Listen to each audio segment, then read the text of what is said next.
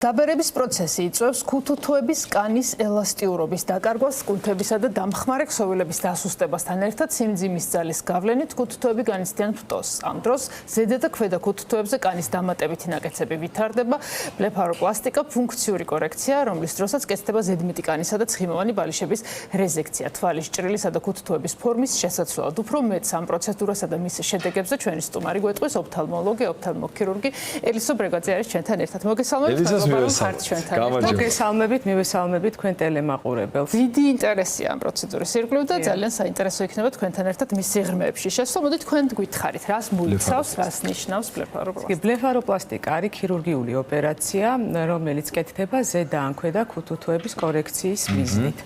ბლეფაროპლასტიკა მიზანშეწონილი არის იმ პაციენტებისთვის, რომლებიც აღნიშნავენ ჭარბ ან დაშვებულ კანს, ხოლო ქვედა ქუთუთოებზე ცხიმოვანი ბალიშების არსებობას. ეს რატომ ჩნდება ხოლმე და როდის დგება ეს პრობლემა? ასაკთან როგორ არის ეს ყველაფერი კავშირში გენეტიკასთან, ანუ რა შეიძლება ამ ყველაფრის უკან იტკას?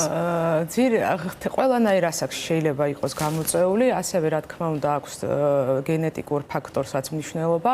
ძირითადად უფრო ასაკოვანი და 30 წლის 30 წელს გადაცილებულ პაციენტებს ემართებათ და არის ხოლმე რომ მოგმართავენ პაციენტები ნიუ ჰოსპიტალში გარდა ესთეტიური თვალსაზრისით,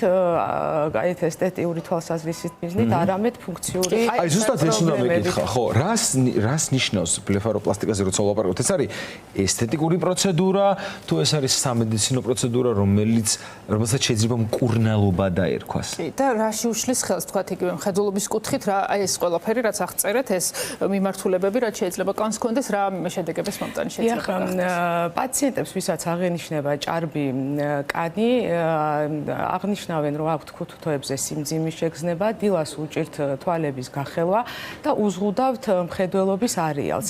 ანუ მხედველობაშიც უშლით ხელს, აფერხებს მხედველობას.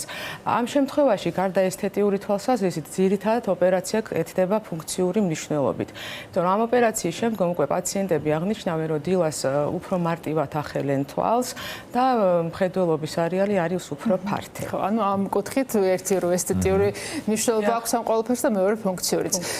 გარდა ქირურგიული ჩარევისა, თუ არსებობს გარკვეული სახის მიდგომები ესთეტიკურ მედიცინაში, თუნდაც რამაც შეიძლება ცოტა გადაავადოს, თქვათ ეს. თუ რაღაც არის რაღაც სხვარი, როცა აუცილებელი ერთადერთი გამოსავალი მხოლოდ ქირურგიული ჩარევა. იცით, არის როდესაც უკვე პაციენტს უშლის მხედველობაში ეს დაშვებული კანი, ამ შემთხვევაში არის მხოლოდ ქირურგიული ჩარევა. ერთადერთი გამოსავალი. რაც შეეხება ახლა უკვე პროცედურებს. ჩვენ თქვით, რომ ეს შეიძლება ქვედა ქუთუთოც იყოს, ზედა ქუთუთოც იყოს. უფრო ხშირად ერთად ხდება ეს ყველაფერი თუ ცალ-ცალკე და აი ამ კუთხით თუ არსებობს სხვა თუ პაციენტს აღენიშნება დაუშვათ ზედა და ქვედა ქუთუთოზეც პრობლემა, ეს უკვე პაციენტის გადასაწყვეტია, რომელს გაიკეთებს, თუმცა კეთდება ერთდროულად, როგორც ზედა ქუთუთოზე, ასევე ქვედა ქუთუთოზე ცხიმების, ასე ვთქვათ, რეზექცია. კი, არის მის გადაწყვეტილებას. იდეაში მოდი პროცედურა ცოტა ჩავხმოთ. როგორ გამოიყურება პროცედურა პრაქტიკაში? პირველ რიგში რამდენად არ ვიცი სტრესულია, მტკივნეულია, უმტკივნეულოა, არ უნდა გვეშინოდეს. ხო, აი მთელი ეს პროცედურა როგორ მოვდივა, როგორ ვიწყებ და ხო, არ ვიცი დიაგნოსტიკას ალბათ უნდა ვიკითხოთ, როდის ხდება საჭირო, რა დიაგნოსტიკიდან დავიწყოთ, რომ უკვე ვიცი რომ ეს საჭიროა და არა დავუშვათ კომფორტ. ნახეთ, პაციენტი ძირითადად აღნიშნავს ხოლმე ვიზუალურ თვალსაზრისს, რომ აი გავიჩნდა ესე იგი ზედმეტი კანი, ან ჭარბი კანი არ მომწონს, უკვე როგორც უფრო ძირითადად ვიზუალური თვალსაზრისით და ამიტომ მოგმართავენ ხოლმე ამ ჩივილებით.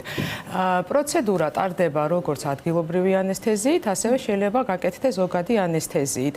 ხანგრძლივობა ოპერაციის არის 9 საათიდან 1 საათის განმავლობაში, დამოკიდებულია ცხიმის და კანის მოცულობაზე. რეაბილიტაციას რაც შეეხება, ძირითადად არის 7-10 დღე. პირველ დღეებში პაციენტი ისიც ინდივიდუალურია რეაბილიტაცია, აღენიშნება შეშუპება და შეიძლება მცირედ გამოხატული სილურჯეც და ნაკერის მოხსნა ხდება 10 დღეში. 10 დღის მერე პრინციპში უკვე ცხოვრების რიტმს უბრუნდება ადამიანი და აქვს ის შედეგი რაც უნდა და ამდენ ხანს იყო ალბათ მისთვის სასურველი. რაზე არის დამოკიდებული შედეგის შენარჩუნებაც? ამის ამის შემდეგ თუ ხდება გარკვეული სახის აუცილებლობა, რომ რაღაცები გაითვალისწინოს პაციენტმა იმისთვის, რომ შედეგი გახანგრძლივდეს და თქვა ჩარევა თავიდან არ გახდეს. შედეგი არის დიდხნიანი, არის 15 წელზე მეტი, თუმცა ბუნებრივი დაბერების 15 წელზე მეტი, თუმცა ბუნებრივი დაბერების პროცესი მაინც გრძელდება. ხდება ხოლმე, რომ თქვა რამდენჯერმე მოხდეს, რამდენჯერმე იტარებს შეიძლება ამას ადამიანი თუ ძირითადად მაინც ერთფერადი ერთჯერადი არის და ერთ ეტაპად არის საკმარისი. რამდენად პრაქტიკაში რამდენად გვაქვს ეს ამ მეთოდთან მიმართვიანობა? აი როგორ აკვირდებით მაგალითად იზრდება მიმართვიანობა ან ცნობილი ხომ მე გულწრფელი რო ვიყო ამ ჩარევაზე ბევრი არაფერი გამიგია. არ ვიცი ეს ხო ეს ჩემი იმიტომ რომ მე არ ვარ ამ დაინტერესებული თუ იმის ბრალი რომ უბრალოდ ხალხში ცნობიერება დაბალია. თქვენი დაკვირვებაა ძალიან საინტერესო. რამდენად პოპულარულია ჩვენს საზოგადოებაში ეს ზოგადად არა მარტო საქართველოში, მსოფლიოში არის ძალიან პოპულარული. ჩვენთან რაოდენ გასაკვირიც არ უნდა იყოს, ძალიან დიდი მიმართვიანობა არის მამაკაცების. მამაკაცების, დიახ. პირდაპირ მე მომიმართა. მამაკაცების არის პოპულარული, იმიტომ რომ ამ ოპერაციის შემდეგ ხდება, ასე ვთქვათ, თვალის ერის გაახალგაზრდავება. იმიტომ რომ შესაძაც არის ზედმეტი კანი, უკვე თვალის ბუნებრივ კონტურს და ნაოჩს, ასე ვთქვათ, ფარავს და ვიზუალურად უფრო, ესე ვთქვათ, დაბერებული ვიზუალი აქვს პაციენტს და ოპერაციის შემდგომ უფრო, ასე ვთქვათ, გაახალგაზრდავებულია და გამოიყურება. სულ კითხულობთ ხოლმე ჩვენ იდეაში თქვენს რუბრიკაში რამდენად როდესაც სამედიცინო ჩარევებზე ვსაუბრობთ ბუნებრივია ჩნდება პაციენტების ხარეს კითხვა რომ ამ პროცედურის ჩატარება რამდენად ივარაუდება რომ თანამედროვე განვითარებას და ტექნოლოგიას პასუხობს საქართველოში. იმიტომ რომ ჩვენ ვიცით რომ სამედიცინო ტურიზმი ძალიან განვითარებულია მსოფლიოში ხო რაღაცა ხან სად მივდივართ ხან სად და აქეთაც მოდიან. თუმცა აი ამ პროცედურაზე როცა ლაპარაკობთ შეიძლება თუ არა აჩო მივარაუდოს რომ ნიუ ჰოსპიტალში ამაზე მომართვიანობა გულისხმობს რომ თანამედროვე სტანდარტს და ტექნოლოგიურ განვითარებას ვიღებ.